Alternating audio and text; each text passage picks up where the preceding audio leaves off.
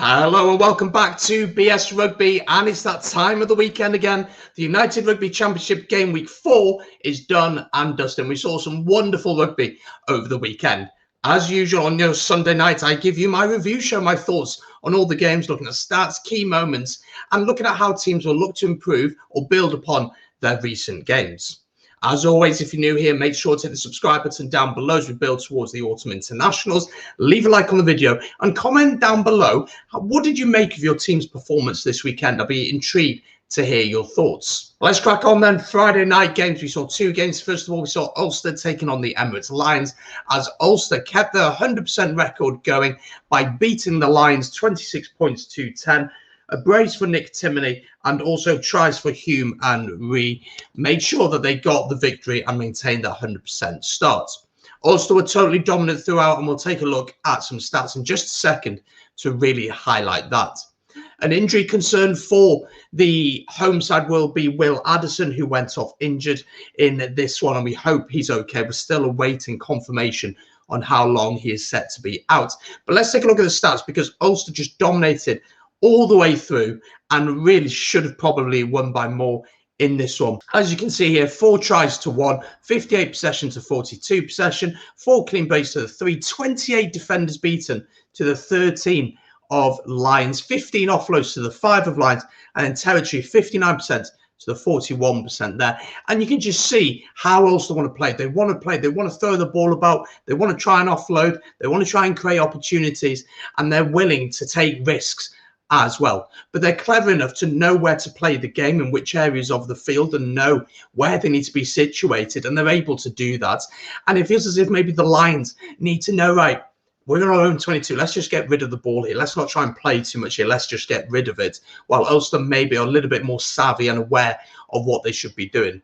But 100% start for Ulster. Ulster fans, let me know your thoughts on your team's performance in the comments down below. Can you truly compete at the top? Could you be competing with the likes of Leinster and Munster for this year's competition? The second Friday game then saw Dragons take on the Stormers, and Dragons had a brilliant win against Connacht last weekend. You were thinking they were going to build on that, but they actually fell to defeat at home at Rodney Parade, losing this one by 24 points to 10. And the Dragons did actually take a lead through Lewis. He got a try early on, but 18 unanswered points for the Stormers gave them the win in this one. Although there's some good performances for Dragons on the night, the Stormers just simply had too much, and ill discipline really cost the Dragons this weekend. 12 penalties conceded. Compare that to the 5 of the Stormers. It's very obvious where they lost this game. The Stormers, is their first win of the new campaign, and these South African teams have been threatening to improve and to settle more into the league. I think that was completely expected, and we saw that this weekend with a couple of the teams. But the Stormers are off the mark with their first win of the season. Both sets of fans, let me know your thoughts on this one in the comments down below. Let's move on then to the Saturday games. We had a load of games on the Saturday because there were no Sunday fixtures. So starting with Zebre against Glasgow, and Zebre once again could not come away with anything from this game. Glasgow winning away in Italy 17 points to 6 to ensure that they got their third win on the bounce. 2 first half tries for Glasgow. First of all, from Lewis Bean in the 4th minute, and then Tupelotu, who has been a heck of a signing for them, got his try as well in the 28th minute. It was a really poor game, if I'm being totally honest. It was not one for the history books. And if we're being totally honest, Zebre just did not look like scoring in this one. And there's a lot of concerns around Zebre. For Glasgow, it'll be seen as job done. They'll be disappointed that they didn't go and get the bonus point, because you'd expect most teams to do that to Zebre this year. But it's job done for Glasgow. That is potential banana skin that they have managed to avoid. But I've got to say, Tupelotu has had a brilliant start to his career, and I'm really excited to see more of him. He's got dancing feet, hasn't he, in the centre. So Glasgow winning that one by 17 points to 6. It's going to be a tough old season for Zebre once again. Let's move on then to my team, Ospreys, and after really disappointing results last week against the South Sea Sharks, we bounced back against Benetton, winning this one 29-26. And yes, we didn't make it easy for ourselves. Stephen Myler was given the nod at 10 over Anscombe, so maybe protecting him for Wales potentially. But we managed to get the win, 29 points to 26 in the end. Absolutely incredible game this was.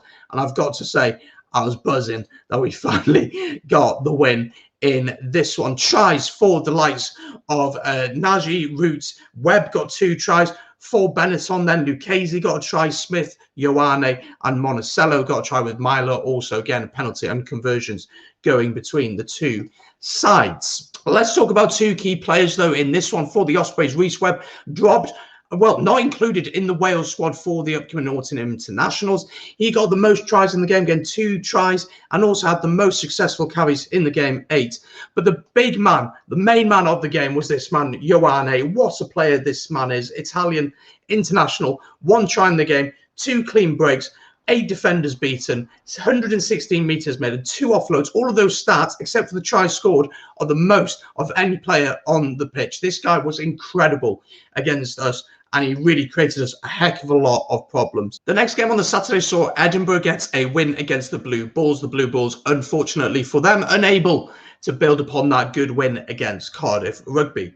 Immerman got the early try for the home side 7 minutes in, and penalties from Van der Vault and Bennett gave Edinburgh a pretty comfortable lead. Marcel Coetzee would get a try later on to make it a little bit interesting, but in the end, Edinburgh were fairly comfortable. Certainly not a great game, similar to the Glasgow Zebre game, but again, it's a result for Edinburgh, a potential banana skin, especially after the way the Bulls played last week. For the Bulls, they just couldn't really get into this game, and their penalty count certainly didn't help them, and Van der Vault was pretty good from the boot. It's a good result for Edinburgh after drawing last weekend. They'll be looking to build upon this result for next weekend. The next game on the Saturday saw the biggest scoring game of the weekend for one team, certainly, and that was Leinster beating Scarlets 50 points to 15, putting 50 points on them. That is pretty incredible. Tries for Keller, Porter, Doris Healy, and 2 for Sheehan as well ensured that Leinster won this one fairly comfortably. Although Scarlets did get their own tries, McNichol and Lozano got tries,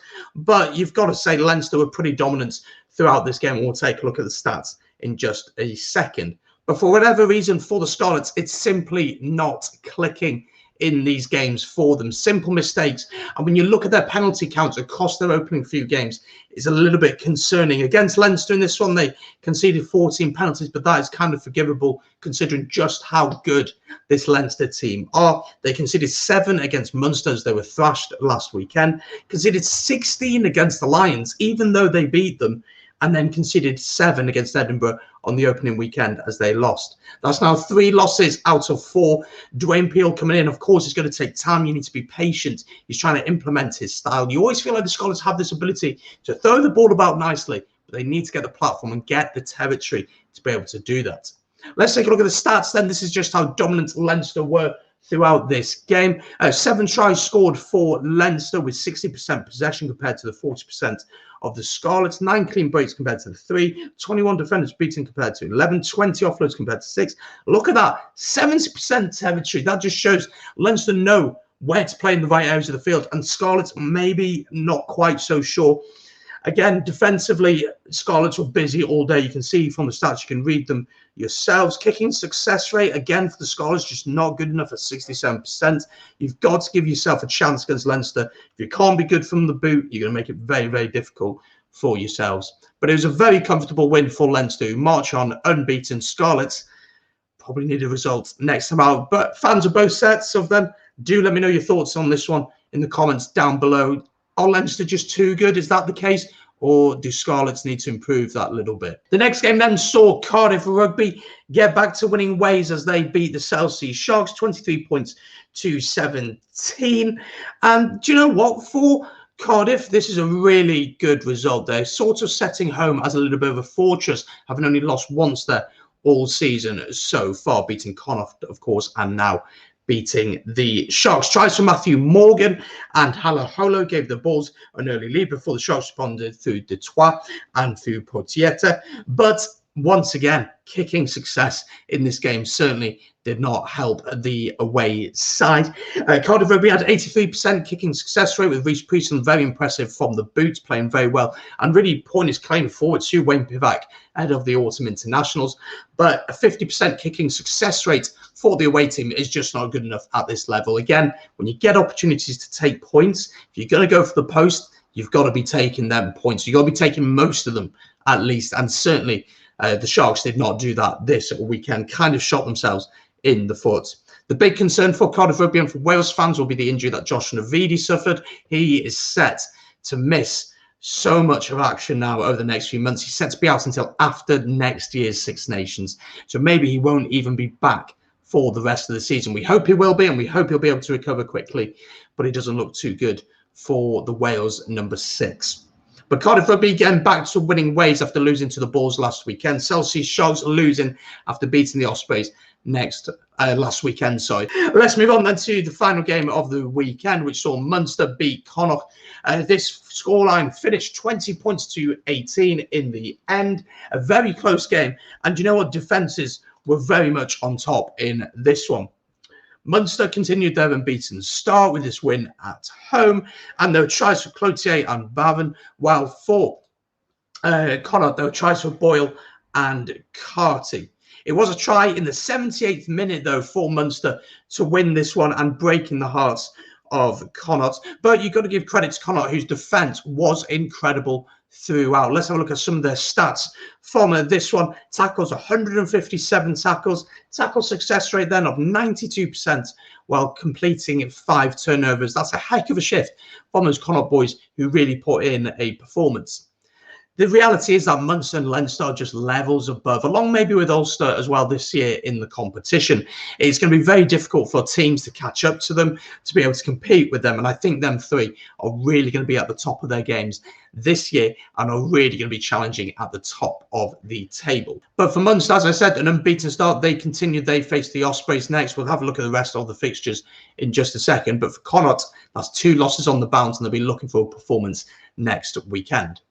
So there we go. That's all the games. Before we go, let's take a look at your predictions. Make sure, if you want to be involved in the predictions video for next weekend's fixtures, to comment on Thursday night's video, which goes live around 7 o'clock UK time, where I do my preview with a special guest and we give our predictions. So drop them on the comments of that video. Let's have a look at your predictions now. In the top left of your corner, Connacht, a great loyal subscriber here, backed the Stormers to win, which you got right, backed Ulster to win, which you got right, backed Glasgow to win, which you got right, backed Benetton to win, which you did, in the Ospreys won that, backed the Bulls to win, which they couldn't quite get the result there, backed Leinster to win, which is right about, and Cardiff and Munster. So a pretty good weekend for Connacht, and if I may say so myself, not too bad a weekend for you, my friend. Mark Dunphy said this one, he backed the Dragons together when they couldn't do it. Ulster, he got right. Glasgow got right. Lots of people backing Benetton. Is that because I'm an Ospreys fan, potentially? Backing the Bulls together win, which they didn't, but backing Leinster, Cardiff and Munster also to win, which he got right. I think people are backing Benetton because I'm an Ospreys fan. Surely this is what is going on. Looking then towards Calix. Calix backed the Dragons to get a win, but wasn't quite right on that one. Ulster and Glasgow as well. Backed Benetton to win alongside Edinburgh. Benetton, again, didn't get their win, but Edinburgh did. Leinster to win. Sharks couldn't build upon their win. And then Munster also got their result. Walter, thank you very much for your comments, my friend. You backed the Stormers to win, which he was right about. Backed Ulster to win, which he was right about. Backed Glasgow to win, which he was also right about. Couldn't quite get that result with Benetton, but backed Edinburgh to win, Leinster to win. Not quite the right result with the Sharks, but backed Munster to win, which he got right. And finally, Sean Mahon backed these teams. He loves to give a full prediction, which we love to see here on the channel. Backed Dragons to beat the Stormers, which wasn't the case.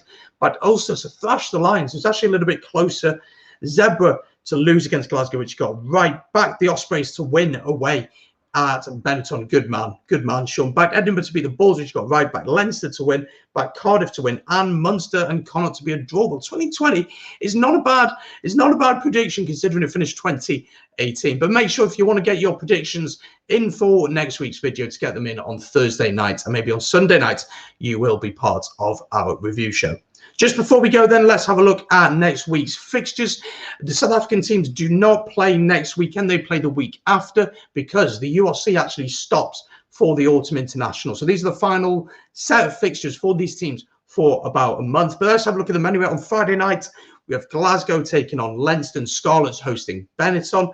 Zebre welcome Edinburgh. That feels like a massive game for Zebre. Zebre will need to get something from that game, you feel. Cardiff welcome the Dragons in a Welsh derby, which will be exciting to see, while Connacht welcome Ulster in an Irish derby, and then the Ospreys welcome Munster. There is no Sunday games. There we go, though. That is the review show done and dusted for another week. If you have enjoyed, make sure to hit the subscribe button, leave a like on the video as well, and get your thoughts in the comments down below. Don't forget our preview show, will be out next Thursday with a special guest giving his predictions as well. So get your comments in on that. Thank you very much for watching. Have a fantastic week. I'll see you Thursday night. Peace.